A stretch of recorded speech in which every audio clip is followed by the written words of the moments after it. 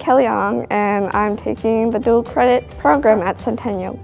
Currently, my schedule for dual credit, I'm actually taking 2 courses. One is for baking and one is for culinary. I knew about this dual credit program from a group of friends. We saw dual credit and I saw that I had culinary and baking. And I really wanted to do culinary and baking. So I went to my guidance counselor and she helped me get onto dual credit at Centennial. And so far I've been loving it. The benefit of dual credit is tuition is free. And you get uniforms, textbooks, whatever you need. Say if you're like, oh, what about the money? Like, this is too much money. Like, I have to pay for equipment, I have to pay for textbooks.